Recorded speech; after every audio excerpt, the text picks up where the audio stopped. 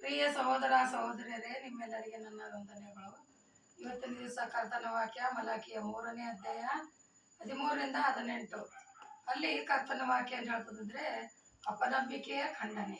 ಅಪನಂಬಿಕೆಯ ಖಂಡನೆ ಅಂದ್ರೆ ಅಪನಂಬಿಕೆಯಿಂದ ನಾವು ದೂರವಾಗಿರ್ಬೇಕು, ಅಂದ್ರೆ ಸಂಪೂರ್ಣವಾದ ನಂಬಿಕೆಯಲ್ಲಿ ದೇವರೊಂದಿಗೆ ಇರಬೇಕೆನ್ನೋದು ಇವತ್ತಿನ ವಾಕ್ಯ ಆಗಿರ್ತದೆ. ಅಲ್ಲಿ ಏನು ಹೇಳ್ತಾರೆ ದೇವರಂದ್ರೆ, ನೀವು ನನ್ನ ವಿರೋಧವಾಗಿ ಮಾತಾಡುತ್ತಿದ್ದೀರಾ.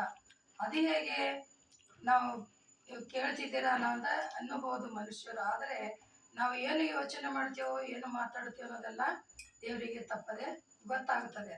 ಅದರಂತೆ ಒಂದು ಎಕ್ಸಾಂಪಲ್ ಏನಂದ್ರೆ, ನಾವು ನೆರೆಯವರಾಗ್ಲಿ ಅಥವಾ ಅಣ್ಣ ತಮ್ಮ ಅಕ್ಕ ತಂಗಿಯರಾಗ್ಲಿ ಒಬ್ಬರನ್ನೊಬ್ಬರು ನೋಡಿ, ಒಬ್ಬರು ಸ್ವಲ್ಪ ಏನಾದರೂ ಒಂದು ಲಂಚ ತಗೊಂಡು ಕೆಲಸ ಮಾಡಿ ಅಥವಾ ಏನೋ ಮಾಡಿ ಜಾಸ್ತಿ ಶ್ರೀಮಂತರಾಗಿ ಅವರು ಇದ್ರೆ ಇನ್ನೊಬ್ಬರು ನೋಡಿ, ಅಯ್ಯೋ ಎಷ್ಟು ಅವರು ಇದು ಮಾಡ್ತಾರೆ, ಆದರೆ ದೇವರನ್ನ ನಂಬೋದೇ ಇಲ್ಲ, ವಿಶ್ವಾಸ ಇಡೋದೇ ಇಲ್ಲ, ಅವ್ರು ಚೆನ್ನಾಗಿದ್ದಾರೆ, ನಮಗೆ ಎಷ್ಟು ಕಷ್ಟಪಡ್ತೀವಿ, ನಮಗೆ ಹೀಗಿದೆ ಅಂತೇಳಿ ಇಂಥ ಮಾತುಗಳಾಡೋದೇ ತಪ್ಪು.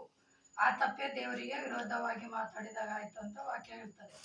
ಅದಕ್ಕಾಗಿ ನಾವು ಇನ್ನೊಬ್ಬರನ್ನು ನೋಡಿ ಯಾವಾಗಲೂ ಅವರ ಬಗ್ಗೆ ನಾವು ಮಾತಾಡಬಾರ್ದು ಅಥವಾ ನಮಗೂ ಅವರಿಗೂ ಕಂಪೇರ್ ಮಾಡ್ಕೊಳ್ಬಾರ್ದು ಅಂತೇಳಿ ದೇವರ ವಾಕ್ಯ ಹೇಳ್ತದೆ.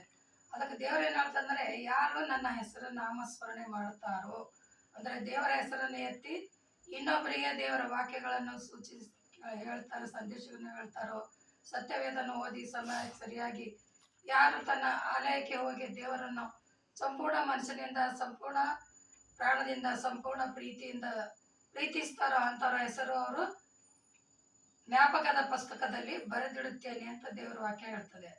ಆದಾಗ ಅದು ಜ್ಞಾಪಕ ಪುಸ್ತಕದಲ್ಲಿ ಬರೆದಿದ್ದು ಯಾವಾಗ ಕಾರ್ಯ ಸಾಧಕವಾಗ್ತದಂದ್ರೆ, ದೇವರು 2ನೇ ಸಲ ತಿರುಗಿ ಮತ್ತೆ ಬಂದಾಗ ಎಲ್ಲರಿಗೆ ನ್ಯಾಯವನ್ನು ತೀರಿಸೋರಾಗಿರ್ತಾರೆ. ಅಂತ ಸಮಯದಲ್ಲಿ ಆ ಜ್ಞಾಪಕದ ಪುಸ್ತಕದಲ್ಲಿ ಬರೆದಾಗ ಆ ಹೆಸರನ್ನು ದೇವರು ಉಪಯೋಗ ಮಾಡಿ ಅವರಿಗೆ ಒಳ್ಳೆ ಮಾರ್ಗಕ್ಕೆ ಕಳಿಸ್ತಾರಂತೇಳಿ. ಅದಕ್ಕಾಗಿ ನಾವೇನ್ ಮಾಡ್ಬೇಕಂದ್ರೆ, ದೇವರಲ್ಲಿ ಸಂಪೂರ್ಣವಾದ ನಂಬಿಕೆ ಇಡಬೇಕು. ಇನ್ನೊಬ್ಬರು ಏನ್ ಮಾಡ್ತಾರ ಏನಿಲ್ಲ ಅದ್ರ ವಿಷಯದಾಗ ಮಾತಾಡೋಕ್ಕಿಂತ ನಮ್ಮನ್ನ ನಾವೇ ನೋಡಿ ತಿಳ್ಕೊಳ್ಬೇಕು. ಹಾಗೂ ಸಂಪೂರ್ಣವಾದ ವಿಶ್ವಾಸ ಅಂದ್ರೆ, ಎಕ್ಸಾಂಪಲ್ ಮಾರ್ತಾ ಮರಿಯಳ ಹಾಗೂ ಲಾಜರ್ ಅಂತೇಳಿ ಕುಟುಂಬ ಇರುತ್ತೆ. ಆ ಕುಟುಂಬದಲ್ಲಿ ಮಾರ್ತಳು ಮರಿಯಳು ಯಾವಾಗಲೂ ದೇವರ ವಾಕ್ಯಗಳಲ್ಲೇ ಲಕ್ಷ್ಯ ಬಿಡ್ತಿದ್ದಳು. ಆದರೆ ಮಾರ್ತಳು ಮನೆ ಕೆಲಸ ಮಾಡೋದ್ರಲ್ಲಿ, ಅಡಿಗೆ ಮಾಡೋದ್ರಲ್ಲಿ ಗಡಿಬಿಡಿಯಲ್ಲೇ ಇರ್ತಿದ್ಳು. ಕರ್ತನ ಬಂದಾಗ ಯಾವಾಗಲೂ ಮರಿಯಳೆ ಕರ್ತನ ಪಾದದಲ್ಲಿ ಕುಳಿತು ವಾಕ್ಯವನ್ನು ಕೇಳ್ತಿದ್ದಳು. ಅವಳಿಗೆ ಸಂಪೂರ್ಣವಾದ ನಂಬಿಕೆ ಇತ್ತು. ಹೀಗೆ ಅವರ ತಮ್ಮನ ಸತ್ತು 4 ದಿವಸ ಆದಾಗ ಬಂದಾಗ ಸ್ವಾಮಿಗೆ ಏನು ಹೇಳ್ತಾರೆ ಮಾರ್ತಳು, ಅಯ್ಯೋ ಸ್ವಾಮಿ, ನೀನು ಇನ್ನು ಮೊದಲೇ ಬಂದ್ರೆ ಚೆನ್ನಾಗಿತ್ತು, ನನ್ನ ತಮ್ಮ ಸತ್ತು 4 ದಿವಸ ಆಯ್ತು ಅಂತ ಹೇಳ್ತಾಳೆ. ಹೇಳಿದಾಗ ಸ್ವಾಮಿ ಏನ್ ಹೇಳ್ತಾರೆ ಅಂದ್ರೆ, ಅಯ್ಯೋ ಚಿಂತೆ ಇಲ್ಲಮ್ಮ, ಇವಾಗಾದರೂ ನೀನು ನಂಬಿದರೆ ದೇವರ ಮಹಿಮೆಯನ್ನು ಕಾಣುವಿ ಅಥವಾ ಅದ್ಭುತವನ್ನು ಕಾಣುವಿ ಅಂತಾರೆ. ಅವಾಗ ಮರಿಯಾಳಂತಾರೆ, ಹೌದು ಸ್ವಾಮಿ, ನಾನು ನಂಬುತ್ತೇನೆ, ನಿನ್ನ ಮಹಿಮೆಯನ್ನು ಕಾಣುತ್ತೇನೆ ಅಂತೇಳಿ ನಂಬಿಕೆಯಿಂದ ಹೇಳಿದಾಗ ಸರಿ ಅಂತೇಳಿ ಕರ್ತನು ಲಾಜರನಿಗೆ ಸಮಾಧಿ ಹತ್ರ ಹೋಗಿ ಲಾಜರನ್ನೇ ಎದ್ದು ಹೊರಗೆ ಬಾ ಅಂತ ಕೂಡಲೇ ಸತ್ತು 4 ದಿವಸ ಆದವನು ಕೂಡ ಅವನು ಎದ್ದು ಹೊರಗಡೆ ಜೀವಂತವಾಗಿ ಬಂದಿರ್ತಾನೆ ಅಂತ ನಾವು ಸತ್ಯವೇದದಲ್ಲಿ ನೋಡ್ತೇವೆ.